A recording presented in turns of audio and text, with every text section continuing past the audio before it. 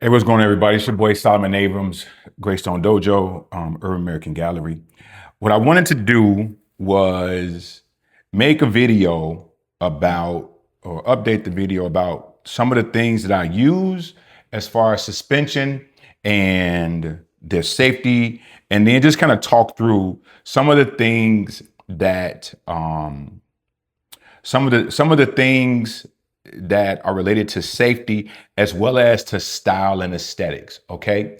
And so I don't have rope on here except for this piece. I didn't feel like taking this off, but this isn't about rope. It's about gear for uplines that go to from the bottom to the that everything hangs from, right? Or is connected, right? And so I have a few different things. I was going to try to use the word plethora, but I have a few different things. Just so you all, I'm trying to have a good sample size of pieces so that you all can understand the different ways we use some of this equipment. Why I want to say why we as riggers use it, but I'll tell you why I use it, and tell you why I use it, and some of my goals in using it, So before I get into any of that, I want to say this is more gear than most the common rigger has. Most people don't have as much of these types of things as I have. I Now, don't suggest everybody rush out and get these things, with the exception of a few things. If you have one, go get the others. Because I want you all to get what's the most safe, right? I want you to get one, what fits your budget, and what's the most safe, right? And so I'm gonna definitely talk about the things that are budget, that can fit your budget, and that are going with some safety things. And the other part is some of this stuff may not fit your style, right? I don't have my bamboo pole out here, but that's the only one piece I will discuss right now. I don't have my bamboo pole out here, but I recently upgraded the bamboo. The bamboo I purchased from before, the vendor, the manufacturer, upgraded and changed the manufacturing process. So now they are basically heat treating the bamboo, so it's more sturdy, and the walls of the bamboo are thicker, and so that makes them stronger. Because I thought one of the misconceptions that I personally had with bamboo was that I thought that the wider the actual bamboo pole was, the stronger it was, and the manufacturer corrected that by saying the diameter of the pole does not make it stronger. The thickness of the walls make it stronger. And so you can get a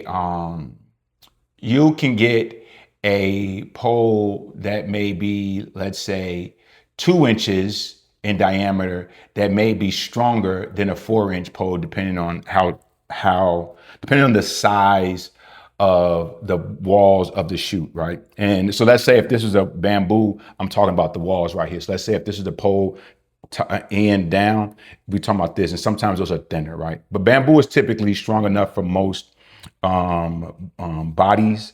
And the other reason I wanted to come out here and show this is because it's easy for people to say, hey, everybody can be in, every rope is for everybody, right? You've heard that. But some equipment will serve you better if you suspend larger bodies, or if you suspend and do dynamic work, right? Like, for example, a lot of the performers who do high dynamic movements and transitions, what they're looking for in equipment will be definitely different than the person who's mostly tying at home or in private, or they have a few people they tie with at the dungeon, and there's not a lot of dynamic movement, there's not a lot of jumping up and down, right? And so I want to start with these rings. I have this one. These are the two types of rings that I have here, rappel rings. I'm going to start with this one first. Let me see what's in my camera here. As you can see, these are the weight limits here, right? If you, I'll move my fingers. Here are the weight limits. You want to find things where the weight is stamped in or painted on. Not all of them get stamped in, and that, right? So this one does not have, it's not stamped or anything, and we're gonna get into that. This is wood with a steel core. If you can tell, this is maybe where they joined the two pieces, but inside of here is a steel core, right? And it looks nice. I use it for some suspensions with my jute rope for aesthetic reasons, and that's one of the other reasons for me. Most people don't buy the things that I buy for the reasons I buy. I buy a lot of things for aesthetic reasons, for how they're going to look in photo and video, and sometimes how they're going to look in a dungeon. The example of that is you'll see people, a lot of people have started using black light or UV activated nylon rope because a lot of the dungeons have black lights. And so that's kind of a visual thing to kind of put on a show, right? You don't have to do that. Now, I will say, one of the good things about black light rope in the dungeon space is that it's a lot easier to tie if you have good black lighting. If not, try to get the brightest rope you have. But anyway, that's another reason why I get some of the things that I get is for aesthetic reasons, because I want it to look a certain way in my videos, and then the functionality of something may come later. So these are rappel rings. This ring here, let's see if we can get that, is 32 kilonewtons, right? So for those of you at home, a kilonewton is 1 kilonewton is 220 pound force, meaning for me, it's a measurement for like stopping. I want to say velocity, but it's for dynamic weight. I'm going to get away from trying to use a very technical term, but it's for dynamic weight, meaning if you tie off to this, right, it takes 32 kilonewtons or 220 pound force times 32 for this to catastrophically fail. So if you fall from a certain height, I'm sure there's a mathematical equation, this will hold up this will hold up from the body, because mainly you're tying off with this. It's your body weight plus maybe another person or two's body weight plus the height at which you are falling and that speed. This typically will hold up in weight. So one of these is strong enough to help hold up a person. But since I use this to replace my carabiners, because that's when I first heard about these, people were calling these carabiner replacements, or like this basically a replacement for your carabiners, right? Or a substitute for carabiners, right? And so we're gonna move on to my carabiners, right? And so here's the carabiners. Same thing. Let me go back. These rings, this plate, and this strap, the purpose of these were for climbing. So that's why a lot of people went out and began to get this equipment, because the purpose for this equipment, and I should have started off with that first, the purpose for these rings, this strap, this ring, this carabiner, right? The purpose of that was for rappelling. It was meant for rope to move through it. It was meant to support bodies moving at different heights, possibly going to be in environments that were like active environments, the side of cliffs, hanging, different weather environments.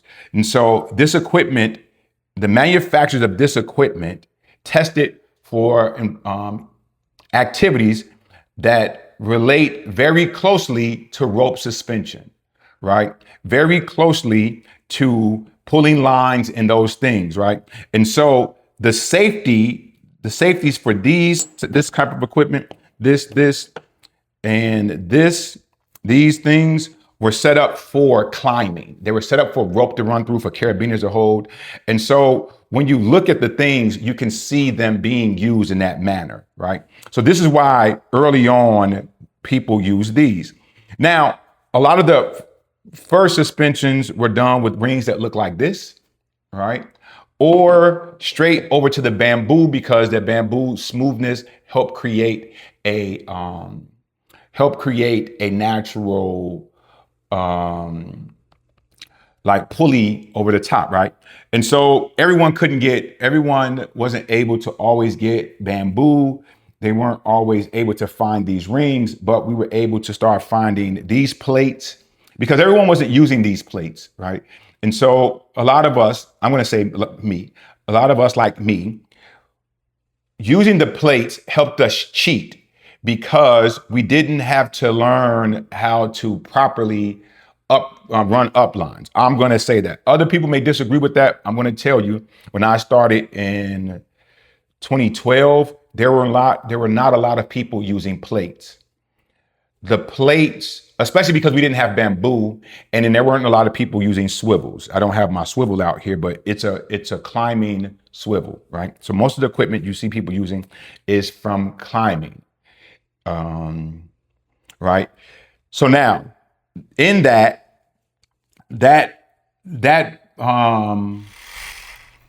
okay, we had to take a quick little break. I lost my train of thought, but in that space, I went and got my swivels. Once again, these are two types of swivels for using. They're climbing swivels, and a lot of us riggers use them. I don't like using this one because it's kind of, the movement isn't as smooth as this one. Like, see how you can see that? I'm moving closer to the microphone. You can't see it, but it's this how smooth it's moving. And then this one doesn't move as smoothly. You can even still hear it a little bit, but you can feel it. But anyway, these are rated for suspension and rope movements, like rope work. They're rated, they tell you what that rating means. You can look these up. You can see people using these. So once again, a lot of my experience with rope and then suspension started somewhere around 2012 is when I first started doing rope bondage. And then 2017 is when I started doing suspensions. And so when you hear me say that people cheated, I'm gonna say I was cheating because the reason I'm gonna say I was cheating and people like me were cheating is because this plate, I'm gonna get back on it. This plate, using this plate, helped the rope not bunch up so much altogether. It may have still bunched up on when we use it. For example, when you use it if this is your configuration, it helps it not bunch. Your one line may bunch here, but it won't bunch when these other lines, right? And so that was kind of what I've seen people using. Now we're almost 10 years past my first suspensions, and now we have so much more equipment, okay? If you don't agree with that, I understand. Once again, this is a lot of the things I'm saying partly are my opinion, but I feel like we can go back and look and see what my opinion is based on. But a lot of the things I'm talking about is also based in my experience and the experience of other people, right? So snap. Here we go. I owe you guys an apology. I had a really horrible technical situation that has thrown me off. So I'm trying to recover and move forward. So I know we spoke about, if we didn't, I'm gonna go back over some of this stuff real quickly. Safety, if I didn't speak about this on the first half of this video, safety wise, a lot of people speak about the marlin spike and a lot of people speak about scissors, cutting, and things like that. I'm a proponent for the marlin spike. The reason I'm a proponent for the marlin spike is because when you get a jam, because you're gonna get a jam, right? It's not even an if you get a jam, you're gonna get a jam, right? When you get a jam, it's easier to get in between the rope with your spike portion of it than it would be for your fingers.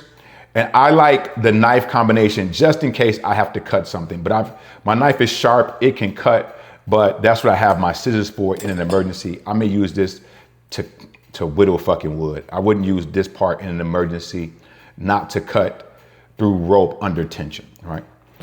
Something that people don't tell you and you will learn is that rope, when you cut rope underweight, I'm going to use it to treat it like it's fire. It lives and it moves.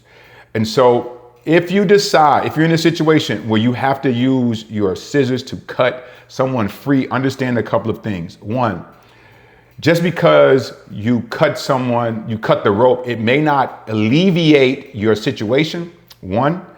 Two, because you cut the rope does not mean that the rope lives under pressure, under tension, under weight. And by that I mean, once you cut it in one place, that may allow the rope to move in a way that you didn't want to because it's underweight. Be mindful of that. So when you hear people say real riggers have scissors. Yeah, I don't even like using that term. Good safety-minded people will have scissors on hand, but cutting rope doesn't always tell you what is going to happen. I'm gonna move that out the way. So we're gonna move that out the way, and this is my marlin spike. I learned about the marlin spike at RopeCon, at Rope Craft. And I've sort of been kind of swearing by the marlin spike more so. I've used my marlin spike safely to lure people more so than I have my scissors, okay? So that's the other safety gear. So we have these pieces, the swivels, marlin spike, and of course I spoke about the scissors. I'm gonna put these things to the side. We'll see them later. We spoke about the swivel, scissors, and the marlin spike. Earlier in the video, I touched on the strap. This is, like I said, this is a rappel strap. It's good it's strong. What's this here? 22 kilonewtons? 22 kilonewtons right there. I hope you can see that. But you want to make sure your strap, I like to get a nice long strap. You want to make sure your strap is long. You want to make sure it's not ripped. Here's one of the places it could go wrong. You want to make sure that all of these stitchings here are good and that they're not frayed. You want to check that, right? And a lot of times what you'll see is you can go through here. This is what I typically do, right? Now, that's it. You can do it that, or you can go over the thing, but you can secure it this way. That's pretty strong, right? You don't want this portion to be here, and you don't want that portion to be up near your hard point wherever it goes over or through the carabiners, right? And so there's this strap. You can get them in different sizes, right? You can get them in different sizes. Shay has a really good video about these and some of the other things you're looking at here, but this is a good strap. Once again, let me say once again, it's cool to say what equipment to get, right? And that it's cool to say that if you have the budget and the desire, like I may have had over the years. And so I'm going to tell you that this is inexpensive, but it's good, as opposed to, we're going to get into these plates real quick. But some of this strap is inexpensive and it's good, right? If you're I'm not telling anyone to go out and try to break the bank dealing with any of this equipment. There's a lot of equipment, like I said, before I get into my bag about these other plates, there's a lot of equipment that's strong and safe that is inexpensive. By inexpensive, I mean, if you're taking your time to get up to having it gear, you can spend under $200 and get good, safe gear to do suspension on, and you'll be more than fine, all right? Definitely get a strap of varying sizes. I'm gonna say even get 2 and keep them in your bag just in case, right? We're gonna talk about carabiners. I'm not gonna get too much into them. Carabiners, like I said, when I first came in, a lot of people were using carabiners that look something like this, or they look like this. Then as people went along, they started spending a little bit more money and they got the ones with the gates, the locking swivels. If that's locks. I like to keep that down. Keep this down. there's a really good acronym for it. I don't remember it, so I keep that down. But I also like having these open. I like having these as well because they're a little bit more secure. Other people will have different reasons for using this equipment, and their reasons are really good when you hear about their safety things. This is cool. It's cool because I like this more. I like the fat bottom of this, that swivel locking mechanism. I know that this will never come open, right? And that's what, there are times where sometimes you're moving too fast and that this will pop. Has a possibility of popping open. This doesn't. You see that? This will, you have to turn that mechanism and move that, right? And so this can too. I'm going to say, do not lock this when you have someone in the rope, because there may come a time where you need to open this gate quickly. If you lock that, because sometimes they get stiff, like that. They get stiff under tension in your hands. Don't lock it. I like to say, leave that. This is up and this is down. I'm gonna find an acronym. And the rings, you see that, right? Everything should have a rating stamped on it. If you look at that, you'll see that it has a rating. These are really good for limbs only. It has a rating on here, and these are good for limbs when you're doing like legs, hands, things like that. But I suggest using these climbing, the ones that are for climbing, for more of your uplines, okay? Now, that's the carabiners, okay?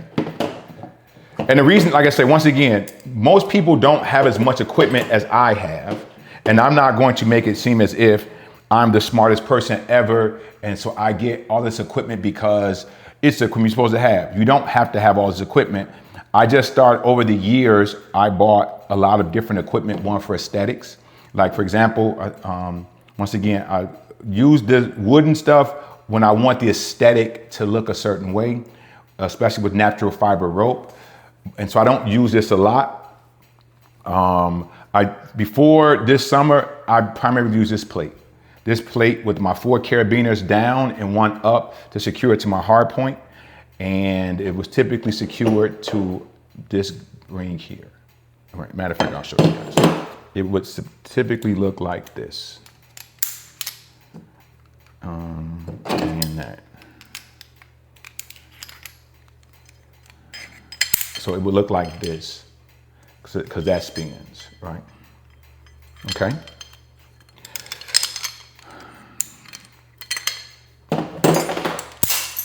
Dang it. Okay, so I'm gonna let's clear the way. Let's get to the main course. Let's get to some of the main courses, right? These rings and plates, okay. Now, recently, there's been a lot of discourse about which plates to get, so on and so forth, which one is better, why it's better, and instead of fighting what's out there, I'm going to explain to you all from what I believe, what I'm learning and what I've learned, but we're going to speak to the things that the community is speaking about, right? So this is an assortment of different plates and rings for suspension, right? I'm going to start off at what my beginning was. So starting out, when I first started doing suspensions, I didn't have any of this stuff. I think I got this ring first. And just by looking at it, it's easy for me by the naked eye to see that I believe this is one piece of metal that may have been joined in a point that I can't find, but it's one piece of metal, all right? It was strong and sturdy, and it was good because I can put a carabiner here or my strap here at the top, and then I can have my uplines going down here, and that was awesome, right?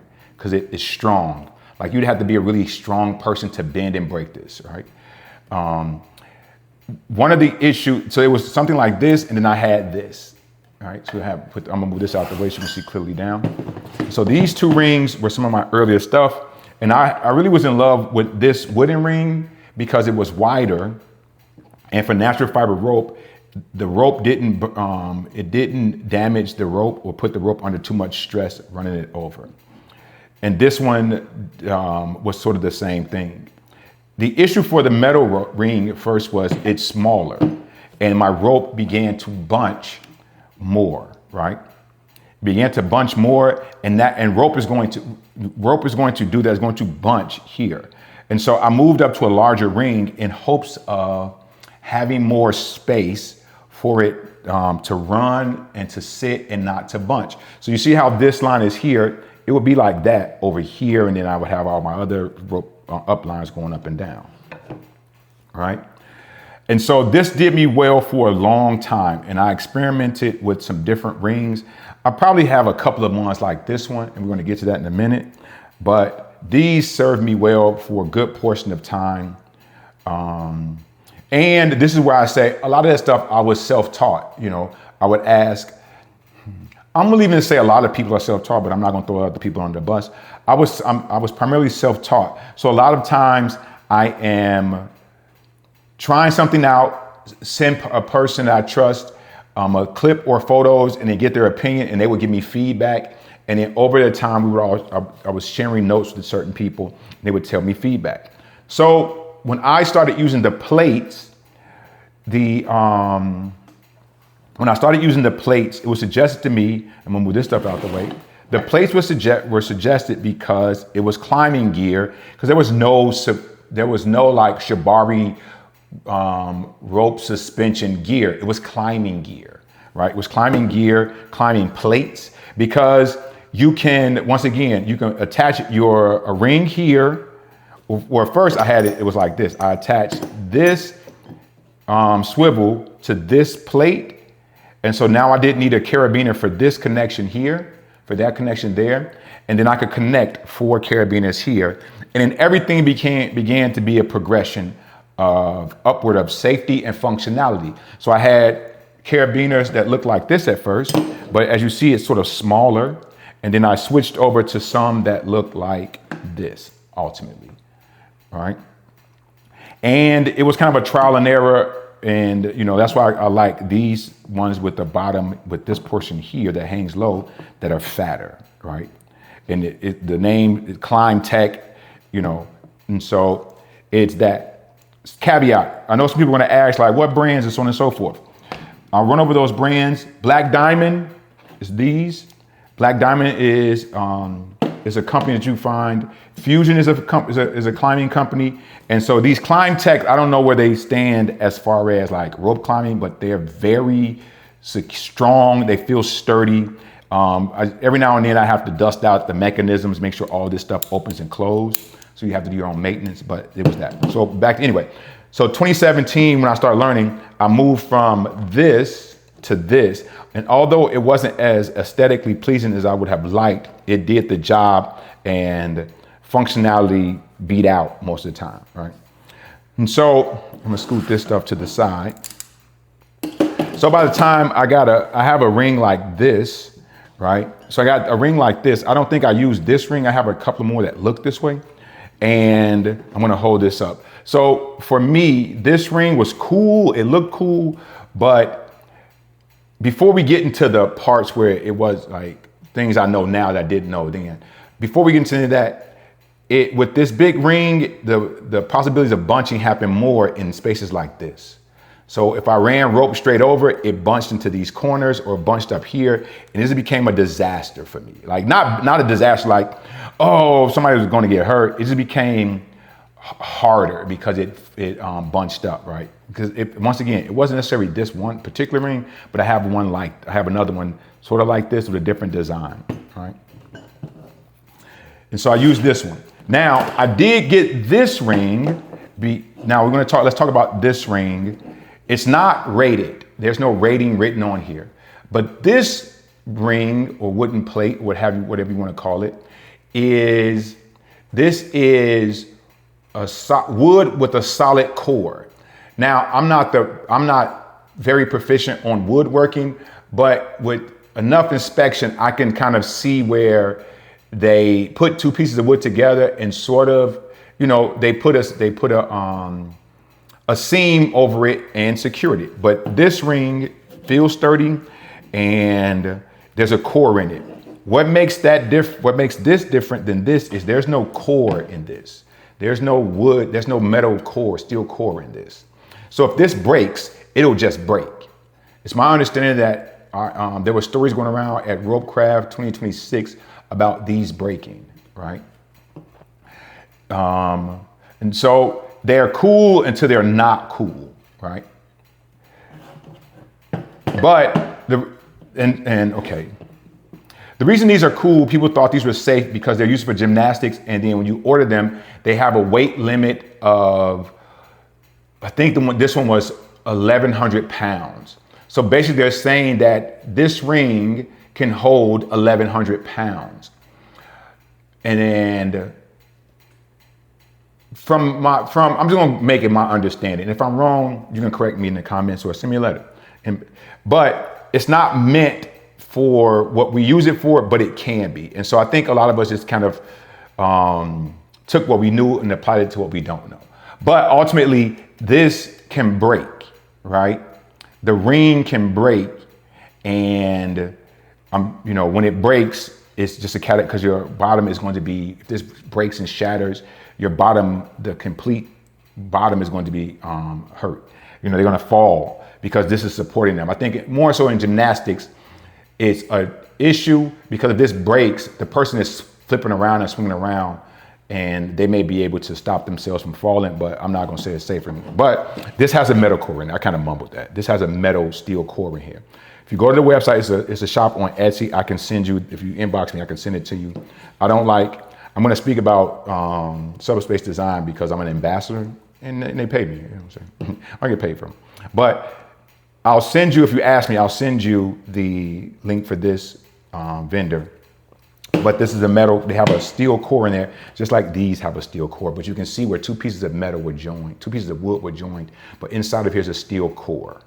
It is my belief that it will look something like this, but steel, right? Or it'll probably look like this, but steel, right? So these are a little bit more sturdy, right? This is more sturdy than this, but it isn't as sturdy as these, right? Okay, now let's get to these three. Once again, this has been serving me well for the last few years. Hold on.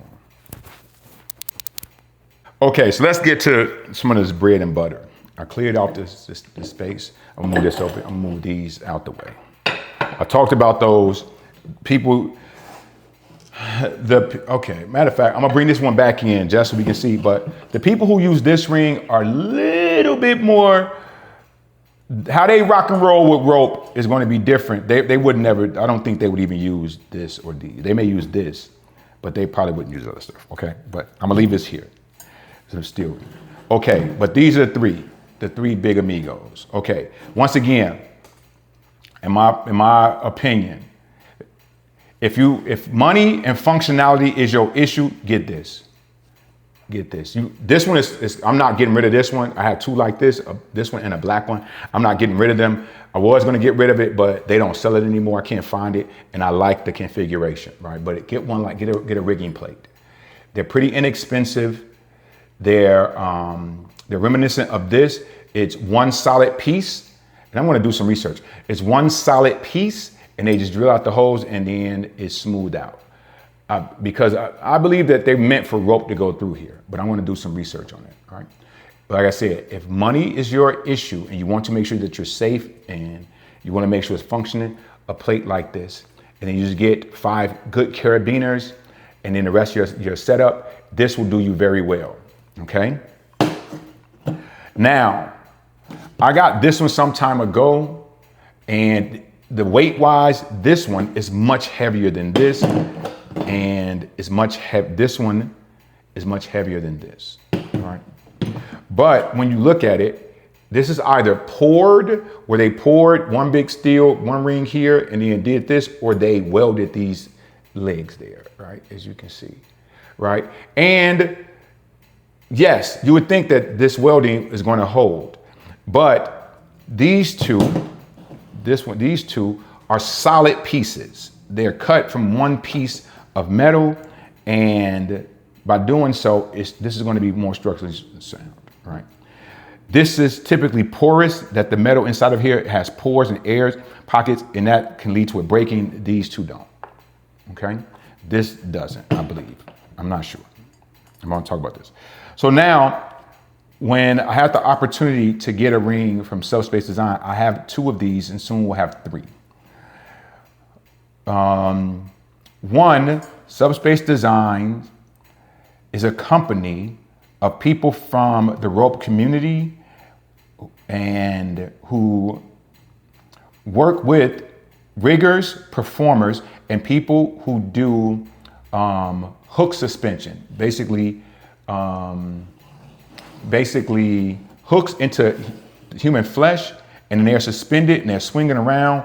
And so those, when it comes to climbing and suspension, those 2 groups of people need things that are safe, secure, and strong, right?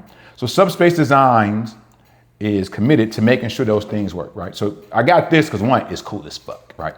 2, I've explained in a different video, the size of this gives me, this was my go-to, but this gives me more room to work with, and I can forego some of my carabiners and go rope over through those, right? Like I said, when I was doing rope over these lines, it bunched, right? I've done it a couple of quick runs. It didn't bunch here. I have some different issues that I have to work out because it tilted and I didn't anticipate that. That's my fault, right? But this is a very good, strong ring, right? It's a good, strong ring. They weight tested. I would like to believe that these people weight tested it, and they weight tested. But I'm gonna do some research now because I'm talking big. They weight tested it, but this is where what's starting to happen is rings like these from different manufacturers are starting to fail and cause harm to people. People are getting injured because these are failing, right? I've never heard of a plate breaking. I'm not saying that they don't. I haven't heard of one of it. And as of right now, nothing from Subspace Design is breaking, and I think they stand behind their work. Right? And so for me, as a person who lifts larger bodies, upwards of 300-400 pounds, it matters to me and my client base, my circle of people, that things are rated, because now if I have equipment, especially like I said with the climbing equipment, even with Subspace Design's equipment, if I have equipment that I know is rated, I can say that, right? I can say, hey, you don't have to take my word for it. Here is the company. Here's what the purpose of these are. I can't necessarily say that about this, right? I can even say that about this ring. I can give you the information that the manufacturer has. I can't say that about this piece. And so this stopped being very functional for me early on. I just had it. Sometimes it's cool to look at. Sometimes I may use something like this for photos where I just needed a visually aesthetically pleasing ring. It may be partial. It may just be a Hollywood photo shoot suspension, all right? So now, once you start understanding that things have a rating, things have instructions, right? Things have a rating. They tell you how to use this thing, what that looks like, tighten all nuts. If you aren't sure about your rigger and their equipment, ask to see their safety gear, right? I'll stop short and say, oh, a real person will have all of this stuff. That's not true. There are a lot of riggers who use natural fiber rope who don't have any of this like climbing gear, and they're very proficient. They know what they're doing. And now, to their point though, they also may stick to the body types that they are more comfortable with due to how they tie. I have no problem with that. I'm not going to condemn people for who they tie with, especially when they have other people's safety in mind. Even if that safety isn't at the top of their priority list. Like they may say, I like it to look good. But They're very proficient. They're knowledgeable of rope suspension. They're very knowledgeable of rope safety. But because they don't use these types of rings and setups, does not make them less of a rigger. I need us as a community to stop or get away from that, right? There's some very good, for example, Hajime, I've never seen Hajime, not to my knowledge, use a lot of gear like this. I'm not saying that he doesn't. I'm just saying I don't see that. It's a lot of rope. There are a lot of, I know there are a lot of riggers who do amazing work without rope, without any of this climbing gear, right? And so if you're new or you're going to a new rigger, ask to see their equipment. They may have a bunch of stuff that looks like this. Like I don't carry all of this stuff. They may have a bunch of these things. They may not. Then once they show you what they do have, then you can ask them about how they use it for the functionality of doing a rope suspension, okay? Most people, most riggers, most good confident riggers will be able to explain to you how they use their equipment in the safest way possible. Okay. So to this point of, I want to take a quick moment.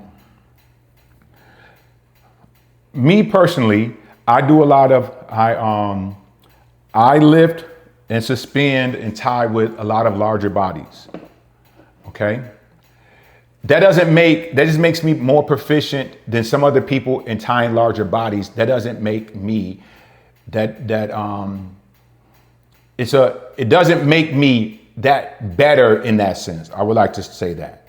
There are people who I think are extremely good who don't do large bodies, right? Part of a person saying that, whether I like it or not, part of a person saying, hey, I don't lift larger bodies is a safety, right? It's disappointing, yes. However, it has a large safety component as well. Them saying whether I want to or I'm not comfortable with it, they're ultimately saying it's not going to be safe. They don't have to like it, right? And that it's unfortunate that they don't, but don't be disheartened by it. Don't take it personal, even though it may feel personal. Take it as a safety measure that them saying no to you is keeping you safe from a mishap. Okay. Find people who are qualified and willing and who can explain the safety measures using the equipment they have on how they're going to do their best to suspend you safely, meaning get you up, do whatever scene you're going to do and bring you back down. That they should be able to explain that in a manner that makes the most sense. Okay. So that concludes this entire video. I apologize if things seem disjointed. I did a whole nother video before that was awesome. I'm going to tell you all, I was cooking. All right. But technology, and the sound wasn't there. And I re-recorded it. I want to say this though. I did say that in the other video. One of the things I want to speak about is that the things I'm saying with the authority and that I'm speaking of is based on my experience, the experience of people that I've spoken to and seen and learned from, and then just the understanding of how some things work.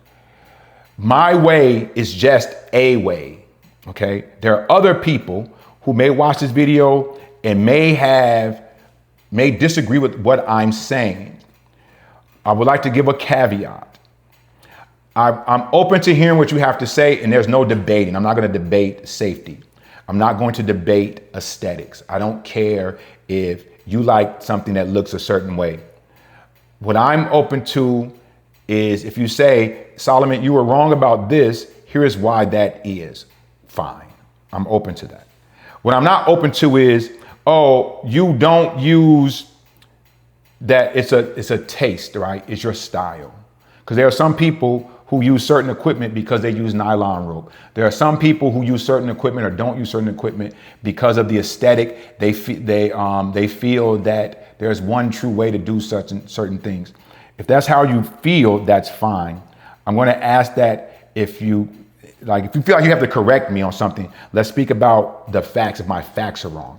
If what I'm saying is wrong based on my style, leave it alone, right?